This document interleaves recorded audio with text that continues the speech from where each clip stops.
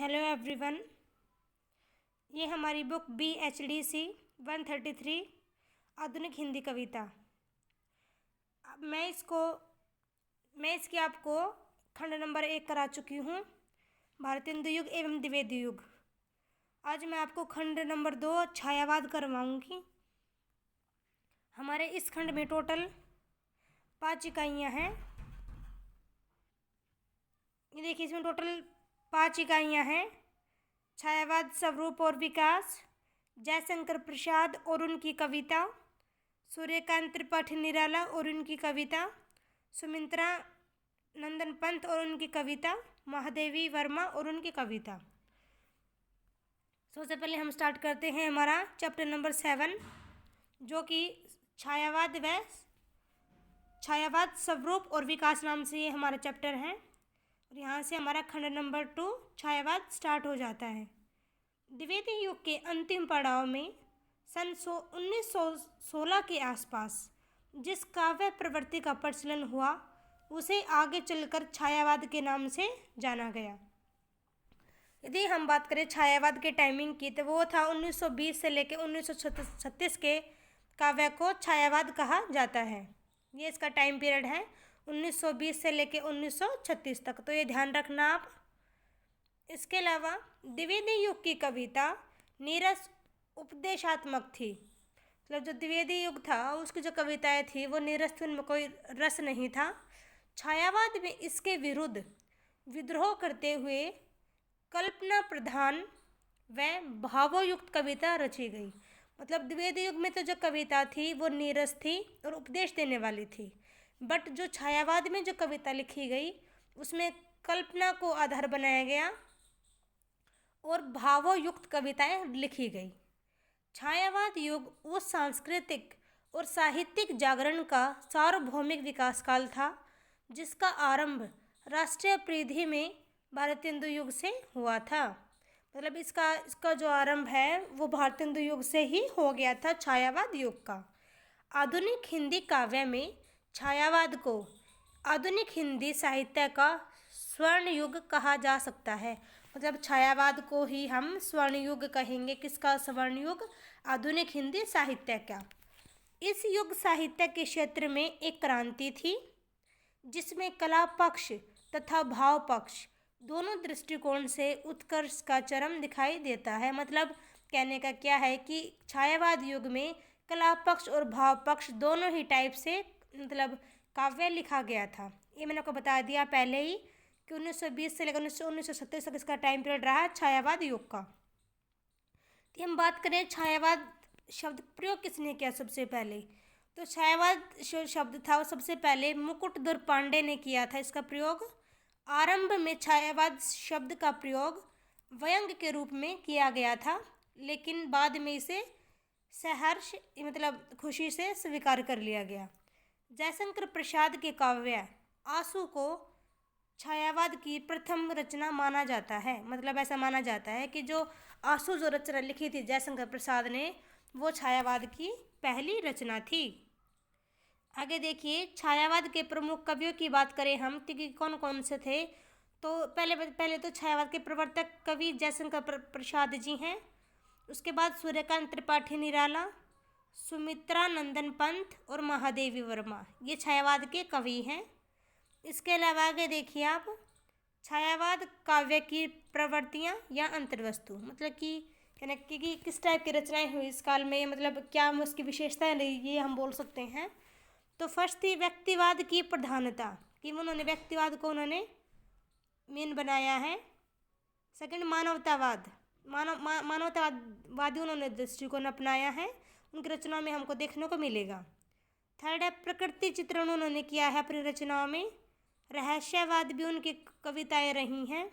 वेदना और निराशा भी उन्होंने दिखाई है। वेदना होता है किसी से मतलब दूर जाना, वेदना और निराशा भी उन्होंने अपनी काव्य में दिखाई है। स्वतंत्रता प्रेम भी देखा गया है उनकी रचनाओं में। नारी प्रेम और सौंदर्य का चित्रण भी उन्होंने किया है। कला पक्ष भी उन्होंने अपनी रचनाओं में दिखाया, जैसे मैंने बताया था भी कला पक्ष और भाव पक्ष, तो मतलब इनका मेन वो था छायावाद कवियों का। श्रृंगार भावना भी इन्होंने दिखाई है और सौंदर्य की अनुभूति भी इन रचनाओं में हमको देखने को मिलती है। ये होगी छायावाद काव्य की प्रवृत्तियाँ, अंतर्वस्तु या उसकी विशेषताएं काव्य की। नेक्स्ट है छायावाद की शक्तियाँ और सीमाएं। सबसे पहले देखते हैं कि इसकी शक्तियाँ क्या क्या थी।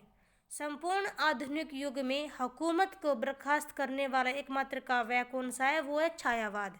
मतलब हुकूमत जो थी, जैसे राजा शाह उसका शासन हो गया, तो उसको ख़त्म करने वाला कौन है, छायावाद। इसमें किसी भी सत्ताधारी के पक्ष में कहीं एक पंक्ति तक नहीं मिलेगी। अंतर्राष्ट्रीय दिशाबोध का प्रथम श्रेय छायावाद को ही देना चाहिए। मतलब कि किसी भी राजा के बारे में, किसी भी सत्ताधारी शासक के बारे में एक पंक्ति भी आपको देखने को नहीं मिलेगी छायावाद की रचनाओं में। इसके अलावा अंतर्राष्ट्रीय मतलब जो बोध कराया है उसका श्रेय भी छायावाद को ही जाता है। तो हम बात करें इसकी सीमाओं की, इसकी लिमिटेशंस की, तो छायावादी जो कवि थे वो सुंदरता, चिर युवा प्रकृति को प्रस्तुत करते थे। मतलब ये इसकी शक्तियाँ हो गई और ये इसकी सीमाएं हो गई है जो मैंने आपको बताई है अभी। इसके यदि हम देखें तो एट लास्ट यह कहा जा सकता है कि छायावाद आधुनिक हिंदी कविता का कैसा युग था, स्वर्ण युग था।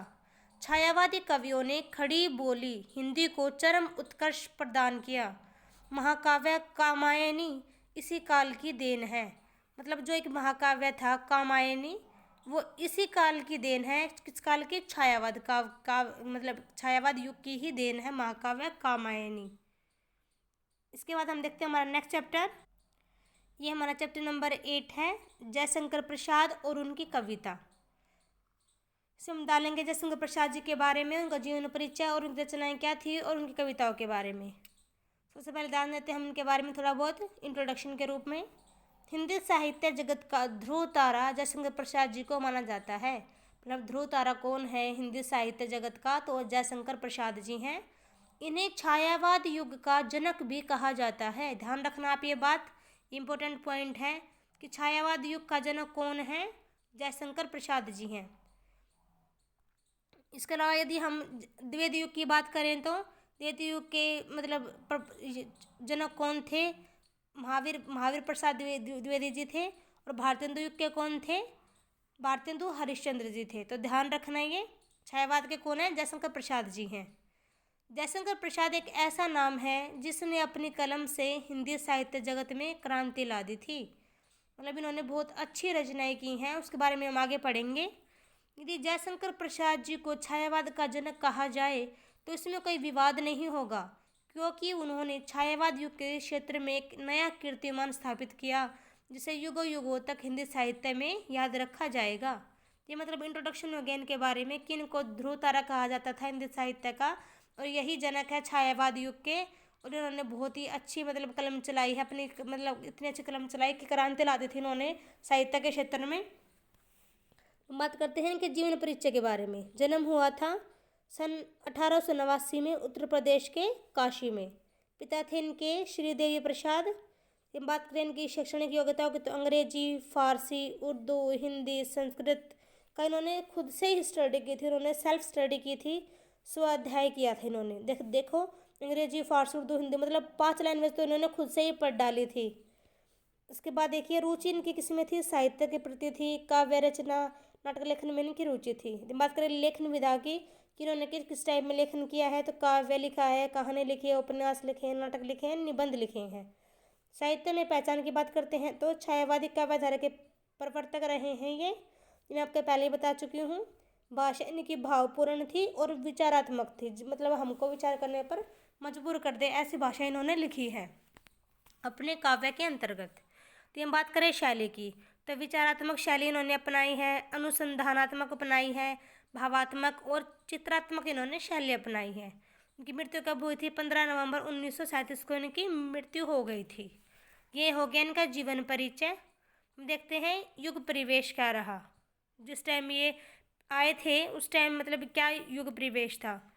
प्रसाद जी का जिस युग में आगमन हुआ वह युग स्वाधीनता संग्राम का युग था। तो जिस टाइम में प्रसाद जी आए थे वो स्वाधीनता संग्राम का युग था, नवजागरण का युग था। मतलब एक नई जागृति आ गई थी लोगों में, तो इसलिए ये नवजागरण का युग था। ऐसे परिवर्तनों के दौर में महाकवि जयशंकर प्रसाद जी भी अपनी भूमिका निभाने के लिए बढ़ रहे थे। उन्होंने साहित्य की विविध विधाओं यथा कविता, नाटक, उपन्यास, कहानी, निबंध आदि को अपनी कर्मभूमि बनाया। मतलब इन्होंने भी अपना योगदान दिया इस स्वाधीनता संग्राम में। इन्होंने भी हर टाइप से रचनाएं की। तो हम बात करें इनकी रचनाओं की, तो फर्स्ट इनका महाकाव्य है कामायनी, इनका महाकाव्य है। बात करें काव्य की तो आंसू, लहर, झरना इनकी काव्य हैं, मतलब कह सकते हैं कविताएं हैं। नेक्स्ट कहानी आंधी, छाया, प्रतिध्वनि इनकी कहानी है। बात करते हैं उपन्यास की, तितली, कंकाल, इरावती ये इनके उपन्यास हैं। बात करें नाटक की, नाटक चंद्रगुप्त लिखा है। अजातशत्रु, विशाखा आदि इनके नाटक जो प्रमुख रहे हैं। और निबंध इन्होंने काव्य कला एवं अन्य निबंध इन्होंने लिखे हैं। तो हम बात करें प्रसाद काव्य की कि मतलब किस टाइप से इनके प्रसाद काव्य की विशेषताएं रही हैं, तो मतलब क्या प्रमुख सवाल रहा है इनके काव्य का, तो वो चीज़ है ये इतिहास एवं संस्कृति पर इन्होंने जोर दिया है अपने काव्य में। सेकंड, राष्ट्रीय चेतना और मानवता हमको देखने को मिली है, मतलब मानव के बारे में इन्होंने बात की है अपनी रचनाओं में। प्रेम व्यंजना भी हमको देखने को मिलती है इनकी रचनाओं में, प्रेम पे बात की है इन्होंने अपने काव्य में। सौंदर्य चेतना भी हमको देखने को मिली है। प्रकृति सौंदर्य का वर्णन भी इन्होंने किया है अपने काव्य में। नारी भावना का सौंदर्य भी इन्होंने दिखाया है अपने काव्य में। गीति सौंदर्य मतलब कि गीत के फॉर्म में इन्होंने अपनी रचनाएं भी लिखी हैं।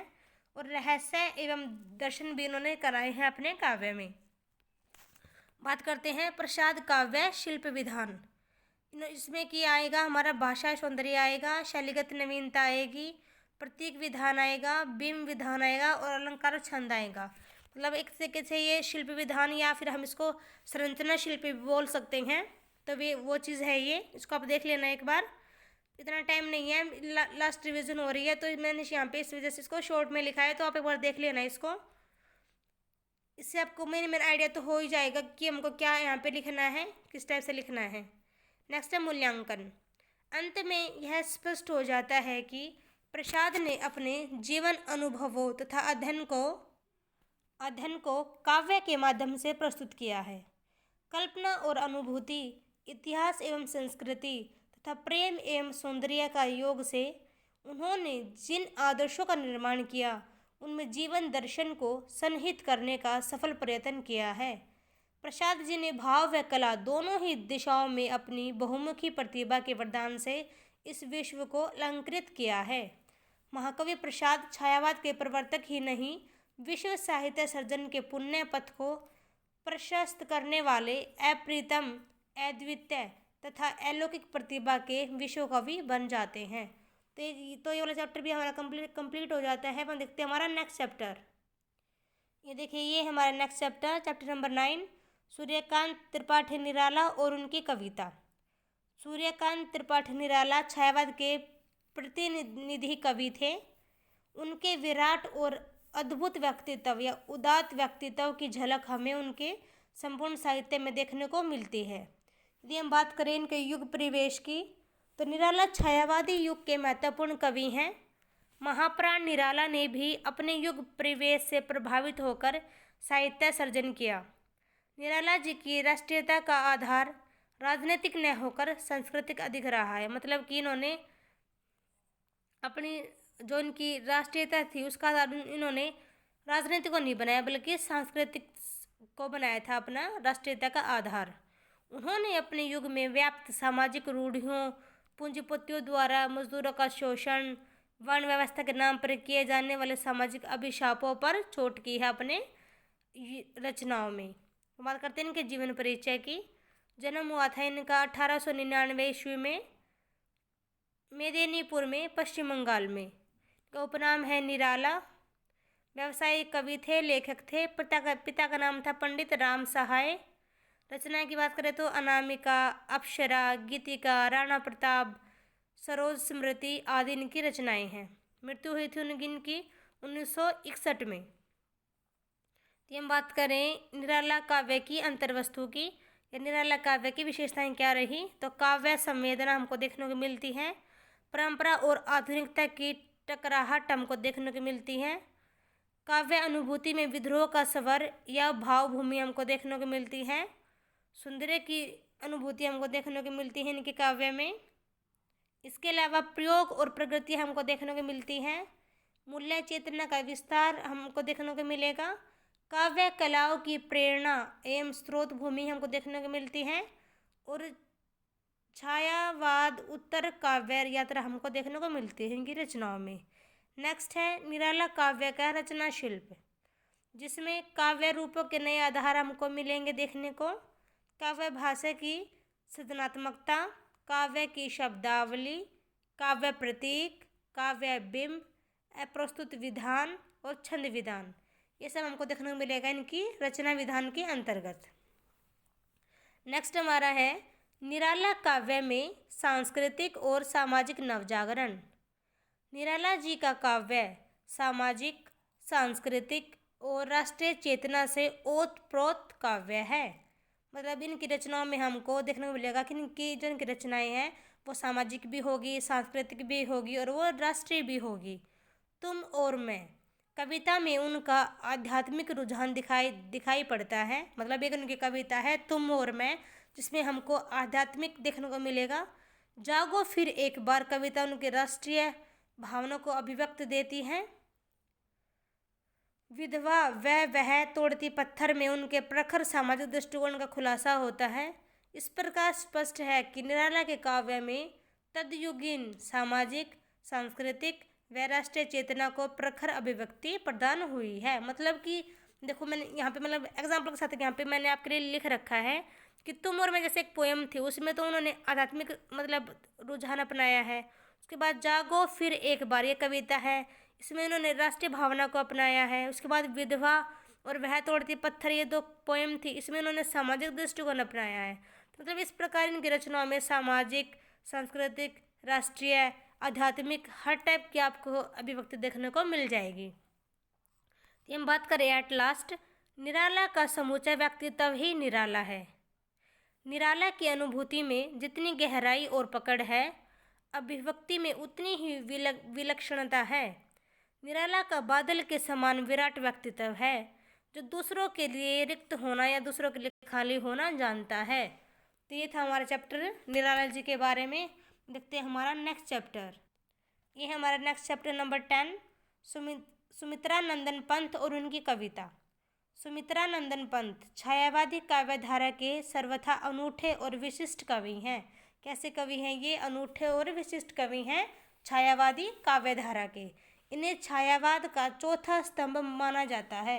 ध्यान रखना, छायावाद का चौथा स्तंभ कौन है? सुमित्रा नंदन पंत जी जो हैं वो छायावाद के चौथे स्तंभ हैं।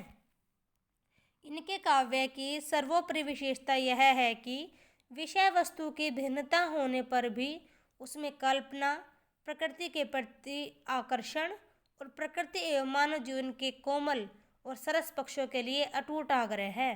तभी ये इनके काव्य की विशेषता है। बात करेंगे जीवन परिचय की। जन्म हुआ था 1900 ईस्वी में उत्तराखंड के कोसानी गांव में। पिता थे गंगादत्त, माता का नाम था सरस्वती। रचनाएं हार, उछलवास, वीणा, ग्रंथि, गुंजन, समाधिता इनकी रचनाएं हैं। इसके अलावा इन्होंने बहुत सारी रचनाएं और भी की हैं। मृत्यु हुई थी सन 1977 ईस्वी में।